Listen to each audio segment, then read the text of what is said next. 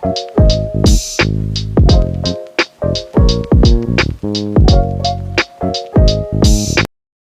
mes petites lumps, j'espère que vous allez bien. On se retrouve pour Hors Série, le podcast, épisode 2. Du coup, j'espère que vous allez bien et aujourd'hui je vous fais voir cette carte, le mât. Le mât, c'est tarot traditionnel, hein. Je vais pas vous faire un tirage aujourd'hui, mais je vais juste, oui j'aime beaucoup les vous le savez maintenant. Je vais juste vous parler de cette carte parce que j'ai fait un tirage et lors de ce tirage, le mât est ressorti et ça avait un tout autre sens qu'il a d'habitude dans les tirages. D'accord? Là, en fait, le sens premier du mât, voilà, un petit peu de tarologie, ça fait pas de mal, mais le sens premier du mât, c'est vraiment avancer. euh, on avance vers l'inconnu avec légèreté, on a confiance, on est ouvert à ce qui peut s'offrir à nous. Et aujourd'hui, on va parler de la peur de la réussite, plus que de la peur de l'échec. C'est ce dont on va parler aujourd'hui. Et oui, parce que le mât, il m'a fait penser à ça. Dans le tirage que j'ai fait, il avait une toute autre signification, mais je trouvais ça intéressant parce que je trouvais que ça collait avec cette peur de la réussite plus que de l'échec. Et la question qu'on va se poser ensemble, c'est a-t-on plus peur de la réussite que de l'échec?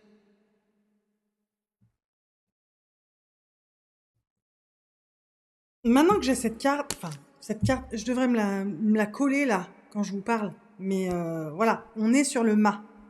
Sur le mât, n'oubliez pas qu'il avance avec confiance. Le mât, vous avez vu, il a son petit baluchon, il a son bâton de, comment on dit, son bâton de promeneur, son bâton de randonneur.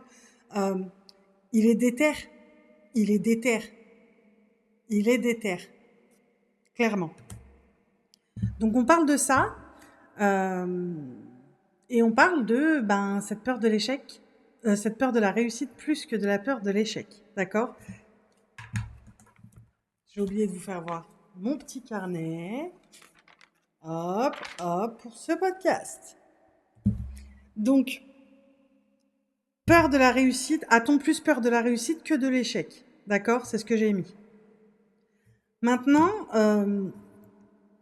je me rends compte, avec des années et des années de tirage à mon actif, des années et des années d'accompagnement euh, à mon actif, vous connaissez mon expérience pour ceux qui me connaissent depuis longtemps, depuis avant les réseaux même, vous savez que je suis légitime à vous parler de ça aujourd'hui, parce que moi-même, je pense que c'est ce qui me bloque aujourd'hui.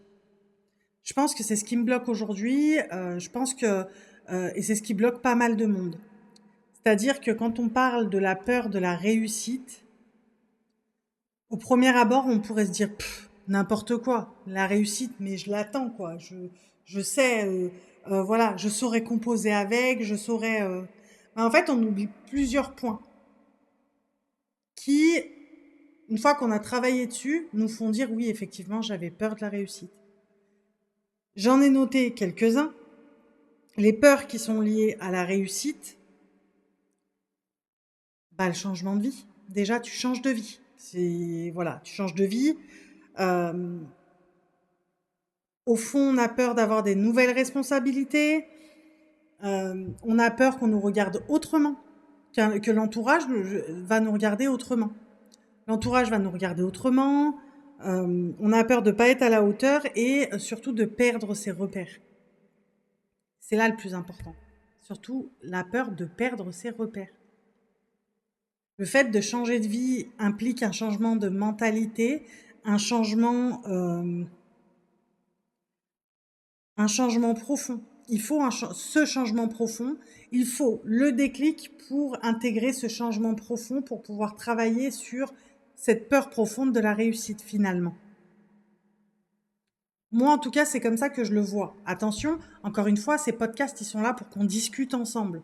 pour ça que je vous invite à commenter, à critiquer ou pas, que ce soit constructif, s'il vous plaît. Voilà. Je vous invite au débat avec moi.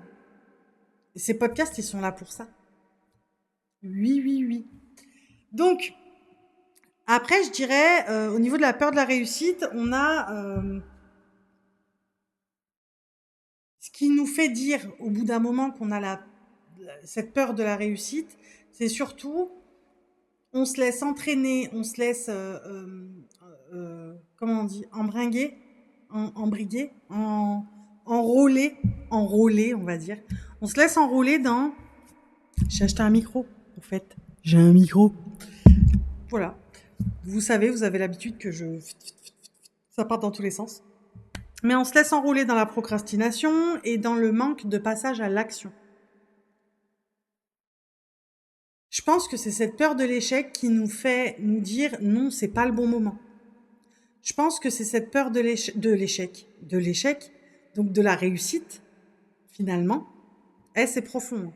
Mais c'est cette peur de la réussite qui nous fait procrastiner, qui nous fait nous demander est-ce que c'est vraiment le bon moment? Je sais pas. Il faut que j'arrête de mettre mes mains devant le micro, sinon vous m'entendrez pas.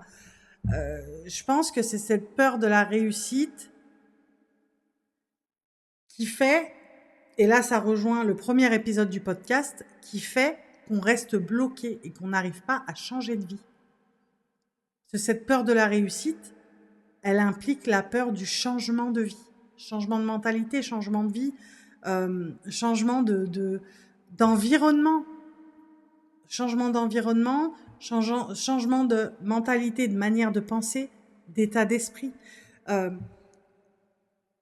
Et du coup, on se dit, bon, c'est pas le bon moment, non, pas maintenant. On se dit, il faut que j'arrête, ça, ça fait trop longtemps que je suis dedans, voilà. Et en général, on arrête. Et 2 semaines après, il y a quelque chose qui fonctionne pour quelqu'un. Et on se dit, si j'avais pas arrêté, si j'avais pas lâché l'affaire, si j'avais pas lâché l'affaire, vous avez compris. Mais on se dit, si j'avais pas fait ci, si j'avais pas fait ça, patin cousin. Bref, vous avez compris. En ce qui me concerne, la carte du mât, moi, elle me parle beaucoup parce que je suis de ce genre-là. C'est-à-dire avancer avec confiance, avec détermination, avec ouverture. J'avance. J'avance avec confiance, détermination, ouverture, c'est pas le problème. Le problème, parce qu'il y en a un, en ce qui me concerne. Donc n'hésitez pas à me partager vos histoires aussi, hein, en ce qui vous concerne. Là où je me suis rendu compte que j'avais cette peur de la réussite, c'est quand j'ai réduit la fréquence de ce que je faisais pour arriver à mon but ultime qui est la réussite. Chacun place le curseur de la réussite où il veut, c'est pas la question dans cet épisode. Mais là où j'arrêtais, où je diminuais, par exemple mes lives, par exemple mes publications, par exemple mes offres, je faisais plus trop de promos pour les consultations, les accompagnements que je pouvais proposer. Et finalement, j'en suis arrivée à une conclusion où je me suis dit, t'es pas bien. T'es pas bien dans cette vie-là. Dans cette vie-là. Ça te va pas. Tu n'es pas quelqu'un qui va évoluer, tu le sais. Je le sais qu'à terme, je sais profondément qu'à terme, je ne suis pas faite pour le salariat. Je suis pas faite pour le salariat classique, on va dire. Je suis pas faite pour le salariat classique. Ça, c'est sûr et certain. C'est comme ça, c'est pas autrement. Je pense qu'il faudrait que j'aille me faire diagnostiquer quelque chose parce que je pense qu'il y a des choses chez moi qui ne vont pas au niveau du salariat. Ou alors, il faudrait que j'ai un poste à haute responsabilité. Néanmoins, je savais au plus profond de moi que je finirais pas dans le salariat. Je reprends ce que j'étais en train de dire. Et je me suis dit, tu engages des choses, tu fais des choses. Et après, ça rejoint l'épisode 1 du podcast, hein, qui était pourquoi certains arrivent à changer de vie et d'autres restent bloqués. Parce que finalement, j'avance pendant 1 ou 2 semaines en étant déterre, confiante, en mode et finalement, ça retombe. Ça retombe très vite. C'est-à-dire que, excusez-moi, j'ai un ventilo, donc du coup, ça fait tourner les pages de mon carnet. Et comme je me suis noté des petites choses pour le podcast, pour qu'on puisse débattre ensemble et vous puissiez commenter un max, vous avez vu, je me suis apprêtée pour vous aujourd'hui. Et il fait plus si chaud que ça, donc ça va. Bref. Et j'en suis arrivée à la conclusion que j'avais plus peur de la réussite que de l'échec. L'échec ne me fait pas peur. Quand j'y pense profondément, quand j'y réfléchis profondément, l'échec ne me fait pas peur. C'est-à-dire que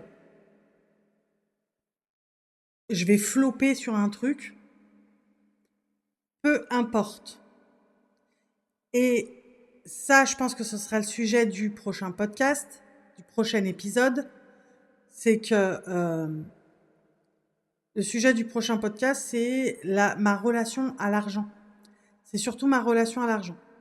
Il va falloir que je change ma relation à l'argent. Parce que j'ai pas peur de l'échec. J'ai peur de la réussite. Je vous explique pourquoi.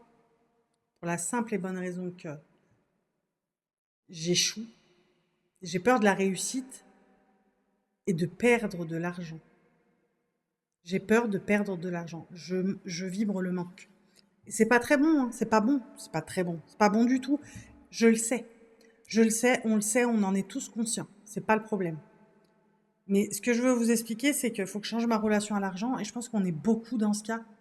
C'est-à-dire que je vais flopper sur un truc, c'est pas grave. Allez, ça a pas marché, je fais la gueule pendant 2 jours. Je me fais la gueule à moi-même, hein, je vous rassure. Je me fais la gueule à moi-même en me disant ouais, ben là, t'as chié dans la colle, c'est bon, quoi. Allez, c'est bon, on repartira dans 2 jours, on repartira sur une autre idée, voilà. L'enthousiasme vient avec la nouvelle idée, le machin, et puis après ça floppe, et puis le soufflet retombe. Je vous en avais parlé du soufflet dans le premier épisode. Le soufflet retombe, et puis après, ça y est, on repart dans d'autres choses. Donc flopper, ça me dérange pas. L'échec, ça me dérange pas, tant que ça n'engage pas d'argent. Et c'est en ça que finalement, ma peur profonde, c'est la peur de la réussite. Tant que ça n'engage pas d'argent, tant que je ne perds pas d'argent, ça ne me fait pas peur. L'échec ne me fait pas peur. Mais finalement, à partir du moment où il va y avoir de l'argent en jeu, alors oui, on dit l'argent ne fait pas le bonheur. Alors déjà, il y a ceux qui sont partisans de cette phrase, ceux qui sont demi-partisans de cette phrase et ceux qui sont réfractaires à cette phrase. Je fais partie des demi-partisans de cette phrase. D'accord ? Mais c'est là où je me suis rendu compte que je n'avais pas peur de l'échec, mais que finalement j'avais peur de la réussite. Parce que quand tu réussis, tu montes, tu montes, tu montes, tu montes. T'as peur de quoi? La redescente. T'as pas peur de l'échec, t'as peur de la réussite. Je te le dis. Et oui, parce que là, je me parle à moi-même. Mais ceux qui se sentent visés, sentez-vous visés. Tout à fait. Sentez-vous visés. Donc, voilà pour mon expérience perso. Ce qui m'a permis de me rendre compte que oui, effectivement, j'avais peur de la réussite plutôt que de l'échec. C'est CQFD, quoi. Pour ceux qui ne savent pas, CQFD, ça veut dire ce qu'il fallait démontrer. Donc CQFD. Voilà. Je vais revenir plus en détail. Par contre, ce que j'aimerais faire avec vous, c'est revenir plus en détail sur les points que j'avais notés, les peurs qui sont liées à la réussite. Le changement de vie, les nouvelles responsabilités, le regard des autres, ne pas être à la hauteur, ne pas se sentir à la hauteur et perdre ses repères. J'aimerais juste appuyer sur cela parce que changement de vie, nouvelles responsabilités et regard des autres, à la rigueur, le regard des autres, on peut le balayer. Tu me critiques parce que je suis en haut et que toi, tu es encore en bas. Travaille comme moi j'ai travaillé et tu seras pareil que moi. je veux bien t'aider si tu veux. Ah oui, moi je suis une des seules, je pense que je dois être une des rares qui prône la brillance pour tout le monde, la shinance pour tout le monde. C'est-à-dire, il y a de la place pour tout le monde au sommet. Il y a de la place pour tout le monde au sommet. Voilà. Sauf pour des boulets, quoi. Donc j'aimerais juste qu'on parle de ne pas se sentir à la hauteur et perdre ses repères. Quand tu te sens pas à la hauteur, ça veut dire que c'est un syndrome de l'imposteur, hein. C'est-à-dire que tu te sens pas légitime. Moi, je vous l'ai dit en tout premier de vidéo, en tout premier de vidéo, ça se dit? En tout début de vidéo, c'est mieux. En tout début de vidéo, je vous l'ai dit. Je vous ai dit, moi, je suis légitime. Je me sens légitime de vous parler de cette peur de la réussite plutôt que de la peur de l'échec. Mais je me sens légitime à vous parler de ça parce que je le vis. Parce que je le vis. Oui, c'était il y a pas longtemps, donc je me suis rendu compte que j'avais plus peur de la réussite que de l'échec. Et je m'en rends encore plus compte en vous en parlant pendant le podcast. Et je sais plus ce que je suis en train de dire. Des fois, j'ai des déconnexions, je crois que. Mais je me sens légitime. Donc, ne pas se sentir à la hauteur, c'est ça. C'est le syndrome de l'imposteur. Ça se travaille. Continuez à aller contre ce syndrome de l'imposteur et à force, ça deviendra vrai. Vous ne serez pas imposteur, c'est-à-dire vous serez légitime. Vous serez légitime. On dirait que j'ai pas de pouce quand je fais ça. Ah non, il est là, hein. Vous serez légitime. J'espère que le réducteur de bruit, il réduit bien le bruit du ventilo. Parce que sinon, toute la vidéo, ça risque d'être pénible. Bref. Donc, syndrome de l'imposteur en ne s'estimant pas à la hauteur et la perte des repères. Comment vous dire? Donc, même si ça me gratte l'oreille. Même si vous bossez comme un dingue, vous bossez comme un acharné. Moi, je me rappelle, je bossais à l'extérieur, donc dans le salariat, j'étais salariée, et je rentrais et je me mettais sur plein de réseaux sociaux, dont YouTube, et je cherchais des tutos pour faire des e-books, mais moi-même, sans IA, sans machin, parce que je voulais apporter quelque chose, une valeur. Donc je bossais je rentrais, je terminais à 4h30, j'allais chercher mes enfants, je les ramenais à la maison, je les faisais goûter. Bref, je ne veux pas vous faire une tartine de ma vie, mais je bossais jusqu'à 23h, minuit. Le lendemain matin, je me levais à 5h, donc j'avais pas d'autre choix que de fermer l'ordi et de couper. Mais et, même si tu bosses, c'est en rapport avec le syndrome de l'imposteur. Là, ce que je vous dis. En rapport avec le syndrome de l'imposteur. Non, en rapport avec la perte des repères. Oh, ça y est, hein. Je deviens vieille, je ne sais plus. Je ne sais plus. Au secours, la chaleur a attaqué mon cerveau. J'ai pas pris d'eau pour m'hydrater. C'est pour ça. C'est pour ça. Hydratez-vous, il fait chaud. Moins chaud, mais il fait chaud. Bref. Donc, je bossais, tu bosses. Euh, et à un moment donné, tu arrives au top du top. Donc, on est sur la perte des repères, hein, attention. Et tu n'as plus besoin de travailler autant. Et ton environnement, petit à petit, il change, il se modèle à la vie que tu veux, à la réussite que tu veux. Et du coup, ça te fait perdre tes repères. C'est là où je voulais en venir. On y arrive. C'est là où je voulais en venir. Et c'est le signe que ta réussite arrive. Tu as moins besoin de bosser, puisque les choses sont en train de se faire d'elles-mêmes. Voilà. C'est ce qu'on appelle la manifestation, hein. C'est-à-dire que tu mets des actions en place et l'univers te pousse vers le reste naturellement. Et en fait, tu perds tes repères parce que ça fonctionne tout seul. Et tu te souviens. En fait, c'est comme si tu disais bah ouais, mais je vais. euh, mais ça va retomber, quoi, comme d'habitude. Ça va retomber. Enfin, t'es en panique.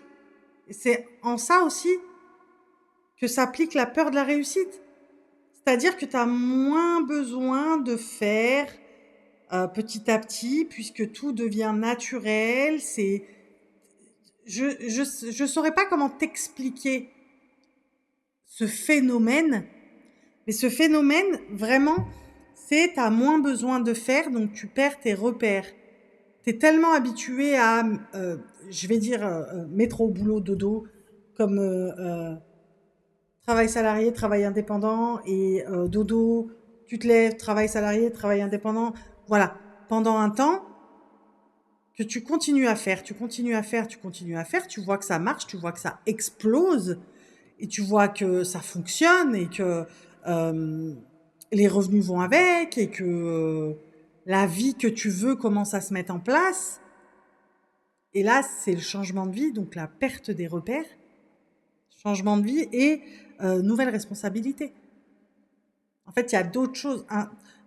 Spider-Man a dit, un grand homme a dit, un grand pouvoir. C'est pas Spider-Man qui l'a dit, en plus, c'est son oncle.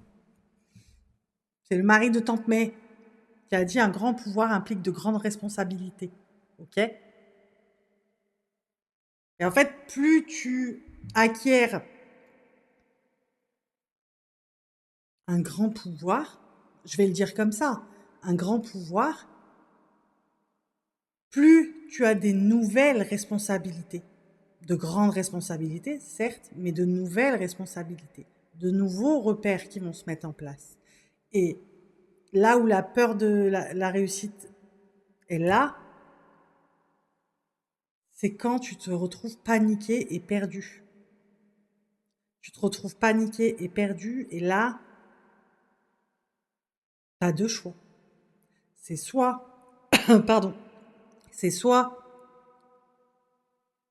tu fais avec et tu fais de cette peur une force et un moteur, ce que je vous ai déjà dit dans l'épisode 1, ça se rejoint. Hein. Soit tu te laisses prendre par cette peur et tout retombe. La réussite que tu souhaitais et qui est déjà en train de se mettre en place autour de toi, en fait, tu casses tout le move et le mood en te laissant prendre par cette peur et du coup, tout retombe. Donc là, tu reviens dans ta routine de repères. Voilà, non, mais j'ai toujours fait comme ça, je vais continuer à faire comme ça, je vais continuer à faire comme ça, je vais continuer à faire comme ça. Pas bon du tout.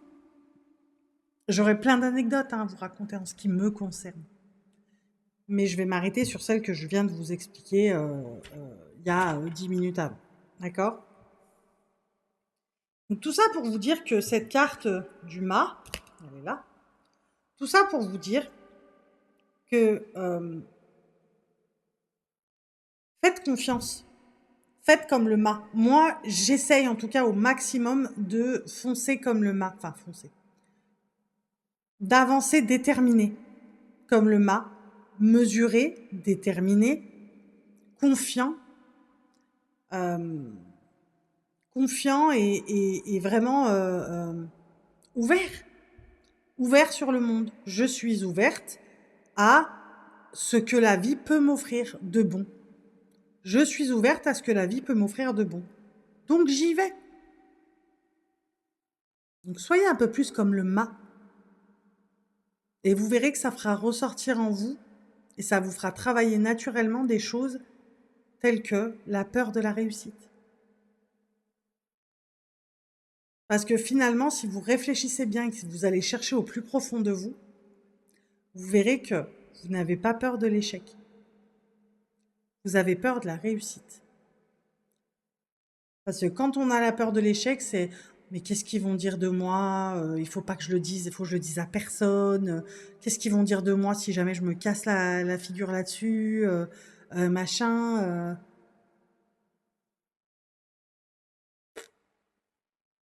On s'en fout. On s'en fout.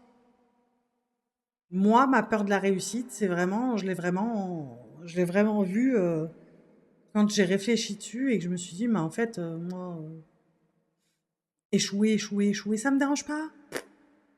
Je m'en fous. C'est pas grave. Je reviens à chaque fois plus forte, j'essaye, j'ajuste. On essaye, on ajuste, on fait ce qu'il y a à faire. On est comme le mât. À chaque idée, longuement et mûrement réfléchie, on y va confiant. Et c'est tout ce que je vous demande aussi, c'est d'y aller confiant. Histoire de n'avoir ni peur de la réussite, ni peur de l'échec. Voilà, je crois que je vous ai tout dit. Maintenant, on va se quitter.